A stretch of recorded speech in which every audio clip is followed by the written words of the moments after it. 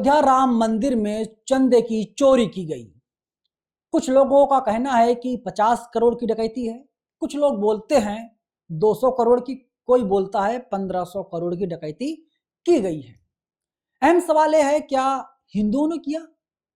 मुझे नहीं लगता कि हिंदू कभी ऐसी हिमाकत करेंगे, दुस्साहस करेंगे कि भगवान के घर से ही वे लोग चंदे की चोरी करेंगे, क्योंकि उन्हें मालूम है कि भगवान के पास ताकत कितनी है, भगवान उन्हें भस्म कर देंगे। कहीं इसमें किसी मुसलमान का हाथ तो नहीं है? मुझे लगता है उस एंगल से भी पुलिस को और जो भी एसआईटी बनाई गई है, सब लोगों को जांच करनी चाहिए और बैकग्राउंड खंगालना चाहिए। मैं इसी मुद्दे पर बातचीत करूंगा। मेरे साथ पूर्व जज संजीव कुमार जी हैं। सर, कैसे देखते हैं? कहा जा रहा है कि 1500 करोड़, कोई कह रहा 200 करोड़ का घोटाला हो गया, भ्रष्टाचार है। भगवान के घर में ऐसी चोरी कभी संभव है क्या? देखिए, ऐसा है, आपने जो बात कही ना अभी कि कहीं मुस्लिम तो नहीं कर रखी हाँ। चोरी। अगर मुस्लिम ने चोरी की होती ना तो अब तक उसका घर टूट भी गया होता है ना, बुलडोज चल चुके होते हैं। जिहादी बोलते हैं। जिहादी बोलते हैं आप, उसके बुलडोज चल चुके होते, अब तक वो जेल में होता, रात को पता नहीं क्या क्या लग चुका होता।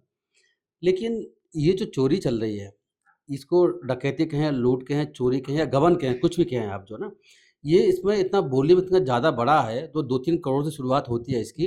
जैसे आपने ही बोला है कि 1500-200 करोड़ के आसपास पहुंच चुका है अब तक, ऐसा अनुमान बताया जाता है। देखिए, सबसे पहले तो मैं बता दूं कि मेरे लिए सबसे बड़ी चिंता की बात क्या है, जो लीगल फील्ड के लोगों के लिए, कि अभी तक इसमें एफआईआर नहीं हुई है।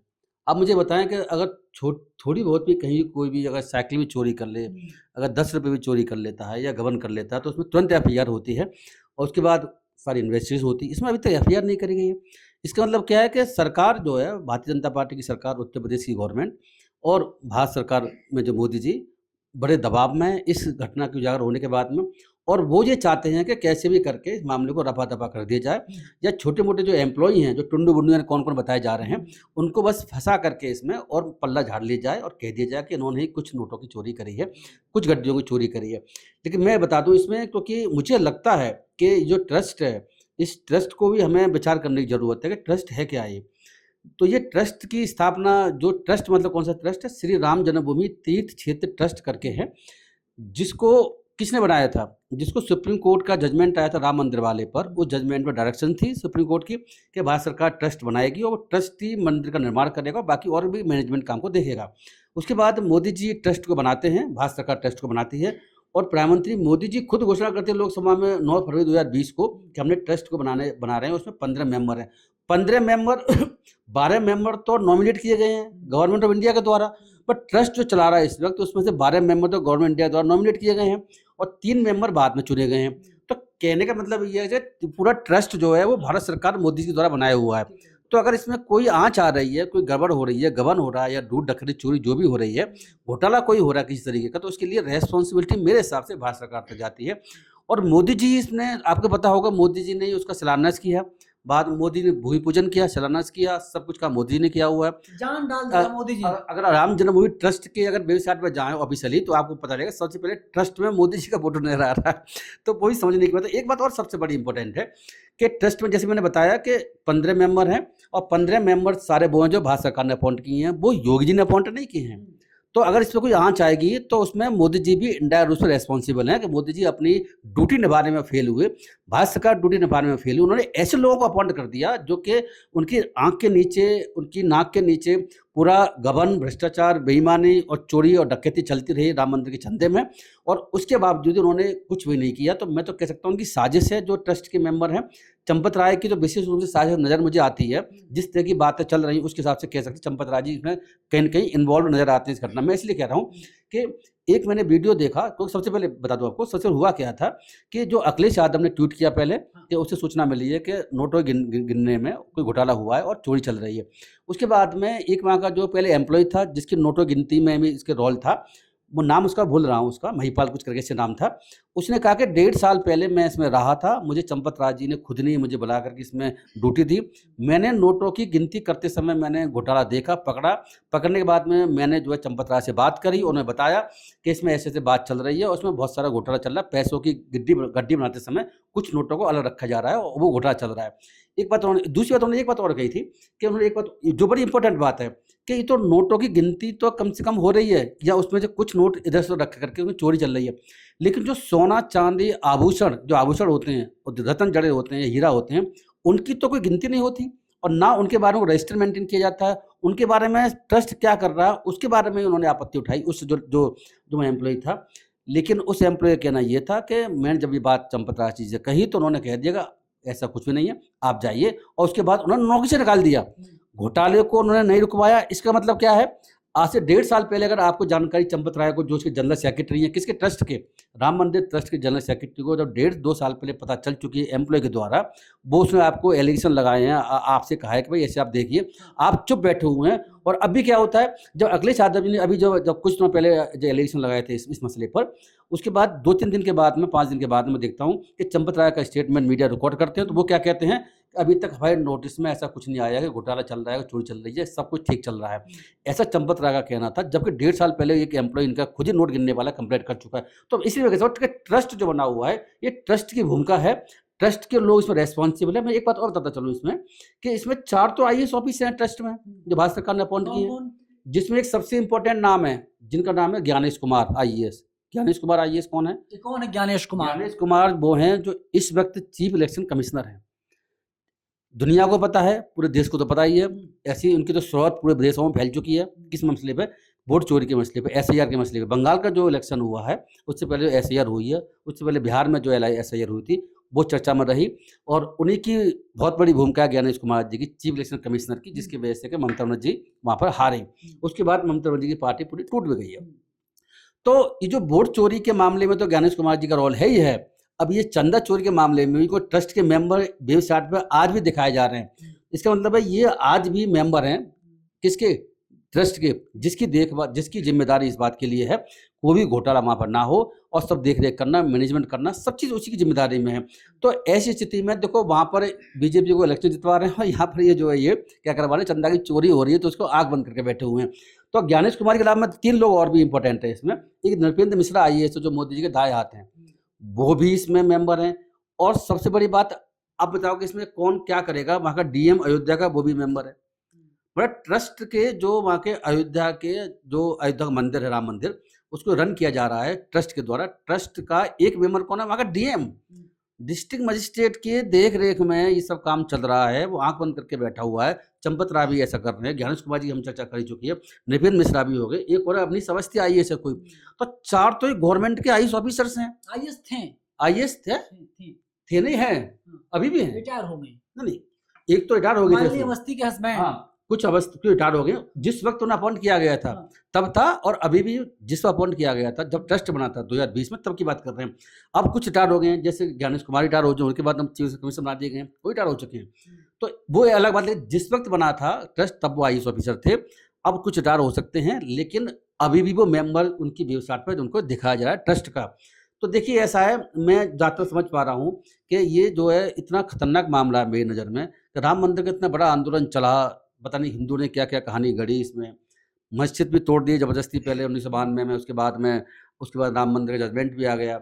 और लेकिन उससे फ़ायदा क्या हुआ? मैं इसलिए बात कर रहा हूँ कि अगर आपको चोरी करनी थी, डकैती डालनी थी चंदे के पैसे की, तो आप तो बहुत से मंदिर बने कहीं भी कर सकते हैं, क्योंकि उन्हें पता था इस बात का कि यहाँ पर तो, क्योंकि राम मंदिर का आंदोलन लंबे समय चला रहा है, जैसा माहौल बनाया उन्होंने, जैसा देश में पूरे में बवाल काटा हुआ था भारतीय जनता पार्टी के लोगों ने, कम से कम उसे उन्हें पता था कि इसमें जो भी देख रेख करेंगे वो लोग क्या करेंगे कि वो इसमें से बहुत बहुत चंदा आने की संभावना है, क्योंकि सैकड़ों सालों से इसकी बाढ़ जो रहे हैं हिंदू लोग जो है। तो ऐसी स्थिति में संभावना यही थी कि चंदा की जो इतने बड़े पैमाने पाएगा, जिसमें कितना ही पैसा गड़बड़ कर सकते हैं, कोई फर्क पड़ने वाला नहीं है। ऐसा ही हुआ है, 10 से 15 लाख पर डे के हिसाब से चोरी की खबरें भी आ रही थी, 1500 करोड़ रुपए के आसपास है। और ये भी है 1200 करीब शिला जो भी है वो भी वहाँ से गायब है। कुछ लोगों ने ये भी क्लेम किया है कि मैंने तो बहुत बड़ा एक हार दे के आया, कि मैंने कुछ शिला दे करके आया, वो वहाँ से गायब नहीं, वो भी नहीं मिल पा रहा है मुझे। ऐसा कुछ लोगों का, बिजनेसमैनों का आरोप भी लग रहा है। तो देखिए ऐसा है कि ये जो सरकार है, कम से कम सरकार को, भारतीय जनता पार्टी की सरकार को, यानी कि इसमें योगी आदित्यनाथ का मैं बहुत ज़्यादा रोल नहीं मानता हूँ, क्योंकि ट्रस्ट योगी आदित्यनाथ की सरकार ने नहीं बनाया हुआ, उनके हाथ में कुछ भी नहीं है सिवाय इसके कि वहाँ का DM अयोध्या का। एक बात बताइए, आप ईमानदारी से दिल पर हाथ रख करके बताइए, भगवान राम सबको जीवन देने वाले रक्षक, अपनी रक्षा नहीं कर पा रहे हैं, उनके घर में से चोरी हो जा रही है। देखिए ऐसा है कि आपने कहा कि सबको जीवन देने वाले, ये लोग वो मानते हैं जो कि भगवान के अस्तित्व में विश्वास करते हैं। इस देश में और पूरी दुनिया में तरह तरह की सोच के लोग हैं। कुछ लोग ऐसे हैं जो भगवान के अस्तित्व में विश्वास करते हैं, कुछ लोग ऐसे हैं भगवान के अस्तित्व में विश्वास नहीं करते हैं। आप उन लोगों की बात कर रहे हैं जो गॉड के एग्जिस्टेंस में विश्वास करते हैं, जो कि धार्मिक टाइप के लोग हैं, जो आस्तिक लोग, आप उनकी बात कर रहे हैं। तो उनके हिसाब से वास्तव में ठीक बात है कि जब जो है उनका पर्पस ही यही है कि भगवान ही ने इस दुनिया को बनाया, वही जो भी सबके भाग्य वही लिखते हैं, पत्ता भी नहीं हिलता भगवान के बिना इजाज़त के, ऐसा उन लोगों का मानना होता है। ऐसी स्थिति में पत्ता भी नहीं हिलता भगवान के बिना इजाज़त के, तो ऐसी स्थिति में राम मंदिर के उस प्रांगण में उस भगवान राम के ही लिए जो चंदा दिया जा रहा है लोगों के द्वारा, उसको चोरी कैसे संभव है? और चोरी कौन कर रहे हैं? वही लोग कर रहे हैं जिसकी जिम्मेदारी रक्षा करने की जिम्मेदारी है, नोट गिनने की जिम्मेदारी है और मैनेजमेंट करने की जिम्मेदारी, चोरी ना हो ये रोकने की जिम्मेदारी है, वो लोग चोरी इन्वॉल्व है, जिसमें बहुत से संत शामिल हैं, महात्मा शामिल हैं, आयुष ऑफिसर शामिल, जैसे बताया जो ट्रस्ट में शामिल हैं। चोरी कौन कर रहे हैं वो तो वक्त बताएगा। देखो जैसे मैं बताया पहले कि एफआईआर इसमें नहीं हुई है, ये सबसे चिंता की बात है। मेरे हिसाब से एफआईआर पहले होनी चाहिए थी, उसके बाद इन्वेस्टिगेशन होनी चाहिए थी और इन लोगों की गिरफ्तारी होनी चाहिए। मुझे ऐसा लगता है कि ट्रस्ट के इसमें बहुत सारे मेंबर, इसमें अगर फेयर जांच होगी, इन्वेस्टिगेशन होगी तो इसमें लपेटे में आएंगे और उनको जेल जाना पड़ेगा। लेकिन शर्त यही है कि जांच ईमानदारी से हो। इसकी संभावना मुझे कम नज़र इसीलिए आती है क्योंकि अगर ईमानदारी से जांच करने के बाद में ऐसी बड़ी बड़ी मछलियों को अगर इसमें अगर दोषी पाए जाते हैं, इंक्वायरी रिपोर्ट में आते हैं, तो उस स्थिति में क्या होगा कि जो राम मंदिर का जो भी अब तक साख बनी थी और जो लोग चंदा चला रहे हैं और जो उनकी आस्तिकता थी, वो थोड़ी सी जो मुझे लगता है कि उसमें चोट पहुंच सकती है। तो भारतीय जनता पार्टी सरकार ये बिल्कुल भी नहीं चाहेगी ऐसा कुछ माहौल देश में बने जिससे लोग वहाँ चंदा ना दें या कम दें या राम मंदिर की बुराई होनी शुरू हो जाए। तो मुझे लगता है कि भारतीय जनता पार्टी सरकार इसमें लीबा पोती करके छोटी मोटी मछलियों को फंसा करके, जो वहाँ के एम्प्लॉई हैं उनको फंसा करके वो अपना पल्ला झाड़ लेगी, ऐसा मुझे लगता है। अब देखिए क्या होता है। छत्तीसगढ़ में क्या हो रहा है और मथुरा में क्या हो रहा है? देखिए मथुरा में, हाँ मथुरा में पहले बात कर लेते हैं हम, छत्तीसगढ़ से पहले। मथुरा में क्या है कि मथुरा में भी किसी ने आरोप लगाए हैं कि वहाँ भी चंदा चोरी चल रही है ना। और देखना ये कि ऐसा ना हो कि अब बनास के ऊपर भी आरोप लग जाए कि वहाँ भी ऐसे ही हो सकता है कि और मंदिरों में आरोप लगने शुरू हो जाएं। तो देखिए इसमें तो कोई शक ही नहीं है, ईमानदारी का देश में अभाव है। चाहे वो किसी पद पर बैठे हों, चाहे मंदिर में हों, चाहे कहीं और हों, चाहे कहीं ऑफिसर लेवल पे हों, चाहे कहीं नेट पॉलिटिक्स में हों, हर जगह जो है चोरी की चकारी की और भ्रष्टाचार की बात चल रही है। इंसान जो है बिल्कुल बेईमान हुआ है आज के समय में, मोस्टली 90% मैं कह सकता हूँ। तो ऐसी स्थिति में हो सकता है और मंदिरों में भी ये खबर आपको मिलने को शुरू हो जाए जैसे कि अब मथुरा में शुरू हो गई है। देखना ये मथुरा में क्या होता है। लेकिन मैं जहाँ तक हमने छत्तीसगढ़ की बात करी है, तो छत्तीसगढ़ की बात जो इतनी इम्पोर्टेंट है नंदन जी, मेरे हिसाब से ये अलग तरह की खबर है। ये खबर जो है अलग तरह की इसीलिए है कि वहाँ पर पहले बता दूँ हुआ क्या है। 12/6/2026 को छत्तीसगढ़ की सरकार ने एक सर्कुलर निकाला हुआ है जो समस्त जिला शिक्षा अधिकारियों को छत्तीसगढ़ को भेजा गया है। उसका पर्पस क्या है? पर्पस ये है कि बाकी जितने भी जो स्कूल शिक्षा विभाग है उसने कहा है कि समस्त स्कूलों में जो भी छात्र छात्रा पढ़ रहे हैं उनके बौद्धिक विकास के लिए उन्हें और सांस्कृतिक परंपराओं से अवगत कराए जाने के उद्देश्य से उन्होंने कुछ गतिविधियां संचालित करने का सर्कुलर आया हुआ है, जो कितनी खतरनाक बात है। मैं इसलिए बता रहा हूँ कि सुबह प्रार्थना, जब स्कूल में प्रार्थना होगी तो उस समय जो बाकी जो छात्र छात्रा वो क्या करेंगे, राष्ट्रगान गाएंगे, हमें आपत्ति नहीं है। राष्ट्र गीत गाएंगे, उस पर हमें आपत्ति है आदि। क्योंकि पहले क्या होता था कि सिर्फ 2 स्टेंजा पढ़े जाते थे, अब 6 स्टेंजा पढ़ने का भारत सरकार का सर्कुलर निकला हुआ है, तो बहुत विवादास्पद है। अब आगे चलते हैं। तीसरा क्या करेंगे, दीप मंत्र पढ़ेंगे। दीप मंत्र मतलब मंत्र पढ़ा जाएगा, सिखाया जाएगा बच्चों को पढ़ाने के लिए। चौथा क्या है, सरस्वती वंदना करेंगे। ये तो सुबह की पाली की बात चल रही है। सुबह जब बच्चे एकत्रित होंगे पढ़ने से पहले, जब प्रार्थना सभा होती है, हर स्कूल में होती है मेरे ख्याल से, तो वहाँ दीप मंत्र सुबह, सरस्वती मंत्र और सरस्वती वंदना और गुरु मंत्र, 3 तो मंत्र पढ़े जाएंगे। उसके अलावा महापुरुषों की जीवनी का वाचन होगा और बाकी राष्ट्र का और राष्ट्रगीत होगा। तो 3 मंत्रों को पढ़ाने का मतलब क्या है, सुबह सुबह सभी बच्चे इकट्ठे होंगे जब प्रांगण में खाली जगह पर जहाँ पर, तो वहाँ सबसे पहले ये काम करेंगे। उसके बाद क्या होगा, दोपहर में खाना होता है, भोजनालय भोजन में जो मध्याह्न भोजन होता है उसमें भोजन मंत्र पढ़ने के बाद खाना खाया जाएगा। मतलब भोजन मंत्र क्या होता है हमें नहीं पता, आपको पता हो मुझे जान के, भाई मैं तो इन चीज़ों मानता नहीं हूँ, मुझे जानकारी नहीं है भोजन मंत्र कौन सा होता है। तो खाने खाते समय भी सारे बच्चे, टीचर, स्टाफ आकर भोजन मंत्र बोल कर खाना खाएगा। ये क्या सिस्टम चल रहा है? अब जब संध्या के समय छुट्टी हुई तब क्या होगा, तब भी क्या होगा कि 3 चीज कही जाएंगी। राज्य गीत गाया जाएगा, हमें आपत्ति नहीं है, राज्य गीत हो सकता है, वो अलग इशू है। 2 मंत्र, गायत्री मंत्र और शांति मंत्र वो शाम को पढ़े जाएंगे। आप ये देखिए कि सुबह सुबह प्रार्थना लगाते समय 3 मंत्र, जिसमें दीप मंत्र, सरस्वती वंदना, गुरु मंत्र शामिल है। जब भोजन करेंगे सुबह लंच के समय में, उस वक्त भोजन मंत्र पढ़ा जाएगा। और जब छुट्टी होगी शाम के समय, तो बच्चे घर नहीं जाएंगे, उससे पहले गायत्री मंत्र, शांति मंत्र पढ़ाया जाएगा। तो इसका मतलब क्या है? इसका मतलब क्या है कि देश में, मैं तो पहले से कहता आ रहा हूँ, मैं बार रिपीट कर देता हूँ, रिटेट करता हूँ अपनी बात को, हिंदू राष्ट्र की स्थापना देश में हो चली है। हमारे संविधान में धर्मनिरपेक्ष जैसी व्यवस्था हो सकती है, लेकिन इस सरकार की नज़र में हिंदू राष्ट्र मान के चल रही है। और ये जो सर्कुलर आया हुआ है और जो लागू हो चुका है, मुझे सूचना ये मिल रही है कि 16 तारीख से लागू हो चुका है, 2 दिन पहले से, और ये 12 तारीख का सर्कुलर है। और इसमें ये भी है, ये भी कहा गया है कि कड़ाई से पालन किया जाए, किसी भी तरह की इसमें कोई रियायत न बरती जाए, इसके लिए चेकिंग की जाएगी।